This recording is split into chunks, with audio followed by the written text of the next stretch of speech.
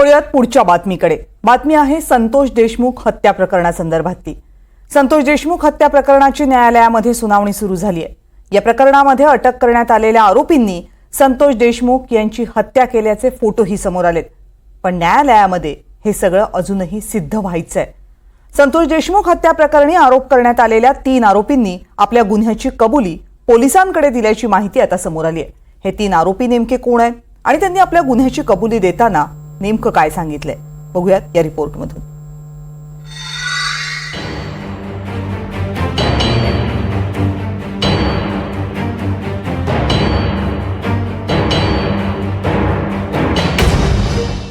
9 डिसेंबर 2024 बीड जिल्ह्याच्या इतिहासातली काळी तारीख। याच दिवशी बीडमधील मस्साजोगचे सरपंच संतोष देशमुख यांची हत्या झाली।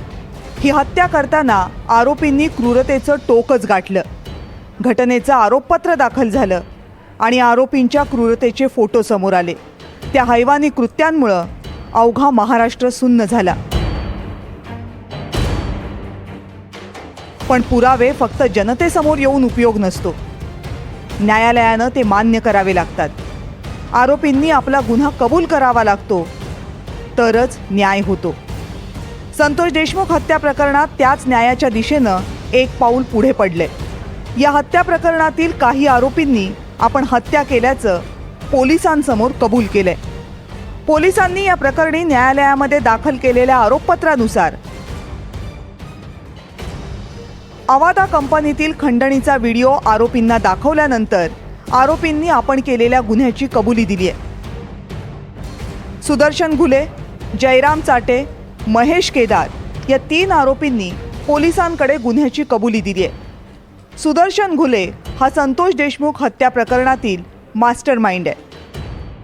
सुदर्शन घुलेनं ही हत्या करण्यामागचं कारण आणि हत्येचा घटनाक्रम पोलिसांना सांगितलंय। आरोपींच्या या कबुलीनंतर संतोष देशमुख यांचे भाऊ धनंजय देशमुख यांनी आरोपींना फाशीची शिक्षा व्हायला हवी अशी मागणी केली। जे गुन्हेगारी आहे ही सगळी जी संघटित गुन्हेगारी आहे, जे आपण पहिल्यापासून म्हणतो की हे सगळे आरोपी एकच आहे। अपहरण ते खून ही सगळी जी घटना आहे, हे सगळे आरोपी एकच आहेत। या आरोपींनी अपहरण करून जी हत्या केली, त्या संदर्भात निकम साहेबांनी एकदम स्पष्ट शब्दामध्ये प्रसारमाध्यमांना आपली प्रतिक्रिया काल दिलेली आहे। म्हणून मला याविषयी काही जास्त न बोलता मी एवढं बोलेल की आम्हाला न्याय मिळाला पाहिजे आणि या आरोपींना फाशी झाली पाहिजे। सुदर्शन घुले आणि इतर 2 आरोपींनी या हत्येची कबुली देताना पोलिसांना काय सांगितलंय तेही बघा। सुदर्शन घुले, अवादा कंपनीच्या आवारात संतोष देशमुख यांनी आम्हाला मारहाण केली। मारहाण झाली त्या दिवशी आमच्या मित्राचा वाढदिवस होता। मित्राच्या वाढदिवसाच्या दिवशीच संतोष देशमुख यांना आम्हाला मारलं।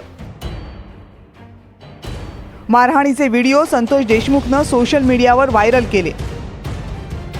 व्हिडिओ व्हायरल केल्यामुळे संतोष देशमुखनं आम्हाला आव्हान दिलं। संतोष देशमुख यांच्या या कृतीमुळे आमच्या मनात त्याच्याबद्दल राग होता। अवादा कंपनीकडून खंडणी मिळवण्यात संतोष देशमुख याचा अडथळा येत होता।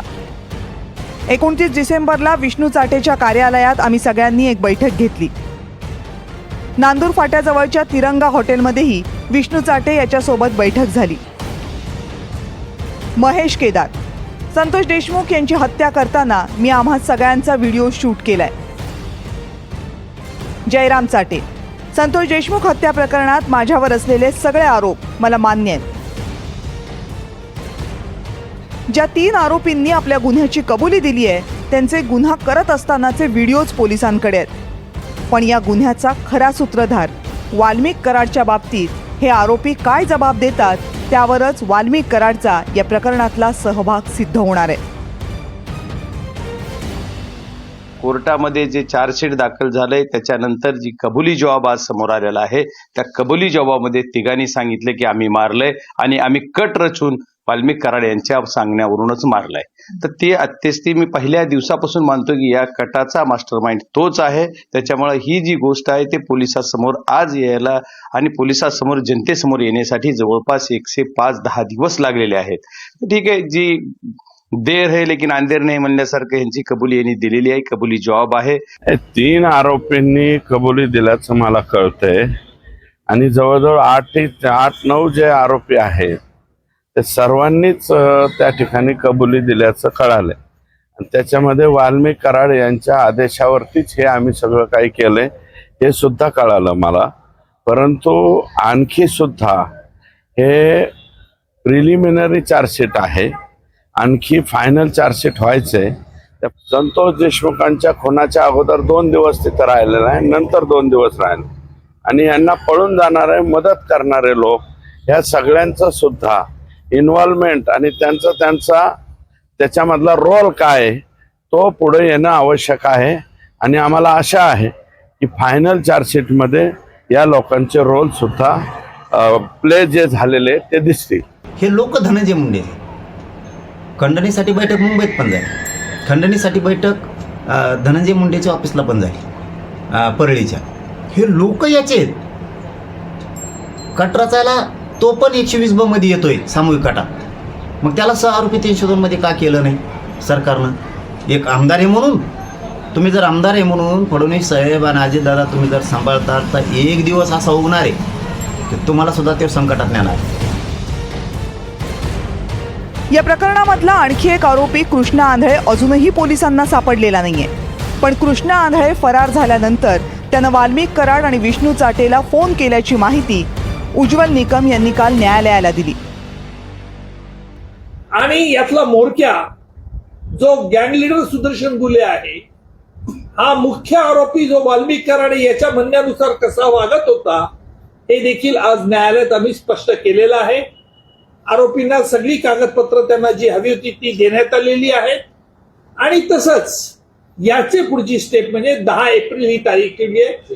10 एप्रिलला आरोपी तर्फे आम्ही कोर्टाला एक चार्ज देऊ की न्यायालयाने यांच्यावर कोणकोणते गुन्हे हे करावेत, चार्ज फ्रेम करावा अशा तऱ्हेचा आम्ही विनंती अर्ज देखील 10 एप्रिलला कोर्टात देणार आहोत. संतोष देशमुख हत्या प्रकरणातील आरोपी हे धनंजय मुंडेंचे कार्यकर्ते होते. त्यामुळे या प्रकरणात धनंजय मुंडेंना राजीनामा द्यावा लागला. संजय राऊतांनी या प्रकरणी आता गृहमंत्र्यांवरच आरोप केले. जसं आज ते सातारच्या एका आकाला वाचवतायत किंवा अन्य काही लोकांना वाचवतायत. कुणाल कामराच्या स्टुडिओवर हॅबिटेटवर ज्यांनी हल्ला केला आणि जे कुणाल कामराला ठार मारण्याच्या धमक्या देत आहेत त्यांनाही वाचवलं जात आहे. महाराष्ट्रामध्ये कायदा सुव्यवस्था याची अवस्था अत्यंत दारुण झालेली आहे. याचं कारण गृहमंत्री हताश, हतबल आणि गोंधळलेले आहे. वाल्मिक कराडने कोणासाठी पैसे मागितले होते त्याच्यावरती कारवाई होणार का? हे बघा, जे लोक ह्यामध्ये दोषी असतील त्यांच्यावरती कारवाई होणं गरजेचं आहे आणि ती अपेक्षित आहे. संतोष देशमुख हत्या प्रकरणात वाल्मिक कराडवरचे आरोप सिद्ध करणं हे पोलीस आणि वकील यांच्यासाठी मोठं आव्हान असेल. खरं तर वाल्मिक कराडच्या पलीकडेही या प्रकरणामध्ये आणखी कुणाचे हात आहेत? वाल्मिक कराड कुणासाठी खंडणी गोळा करत होता? वाल्मिक कराडनं गोळा केलेले खंडणीचे पैसे कुणाकुणाला जात होते? असे असंख्य प्रश्न या प्रकरणातून पुढे आलेत. पण त्यांची उत्तरं ना पोलिसांच्या आरोपपत्रात मिळतील ना या गुन्ह्याच्या सुनावणीत मिळतील. कारण त्या प्रश्नांची उत्तरं समोर आली तर या प्रकरणातील आरोपींची यादी कदाचित प्रचंड मोठी होईल, जे या व्यवस्थेतील कुणालाही नकोच असेल. Bureau report, NDTV Marathi.